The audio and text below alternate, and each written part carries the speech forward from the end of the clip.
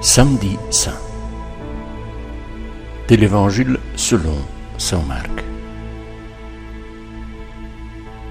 Le sabbat terminé, Marie-Madeleine, Marie mère de Jacques et Salomé achetèrent des parfums pour aller embaumer le cœur de Jésus.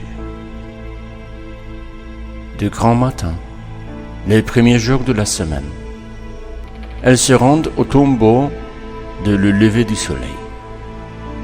Elles se dirent entre elles: qui nous roulera la pierre pour dégager l'entrée du tombeau?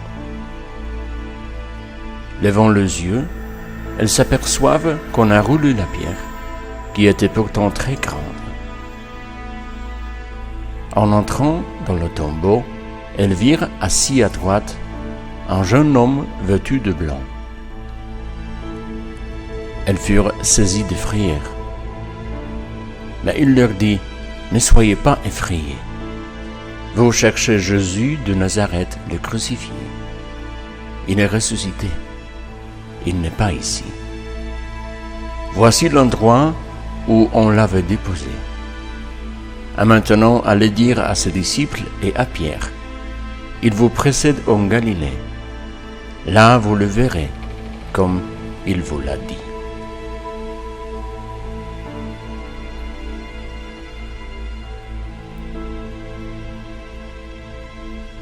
L'ange s'adresse aux femmes en disant: allez dire à ses disciples et à Pierre, il vous précède en Galilée. Seul saint Marc inclut cette phrase particulière dans son évangile: allez dire à ses disciples et à Pierre. Pourquoi cette question? Pourquoi à ses disciples et à Pierre? Est-ce que Pierre n'était pas un des disciples de Jésus?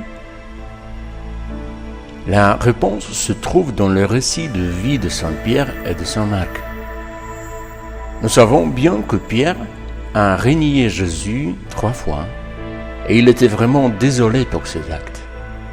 Probablement, au moment de la résurrection de Jésus, Pierre s'est senti indigne d'être appelé disciple de Jésus parce qu'il l'avait trahi, parce qu'il l'avait abandonné.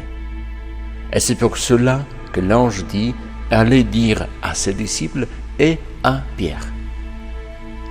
Jésus assure par le message de l'ange que Pierre, malgré sa trahison, il est toujours son disciple.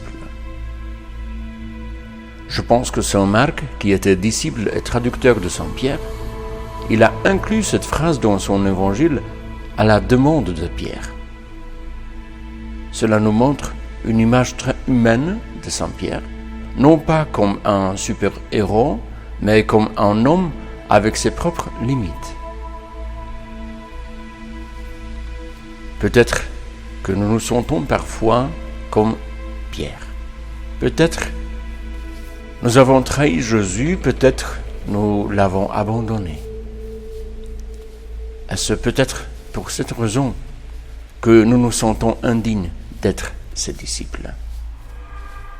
Mais aux yeux de Jésus, nous sommes toujours ses disciples, avec nos limites, avec nos faiblesses, avec tout ce qu'il y a de petit et de péché en nous. Dieu ne nous regarde pas de la même manière que nous nous regardons nous-mêmes. Il voit tout ce qu'il y a de bon et de beau en nous.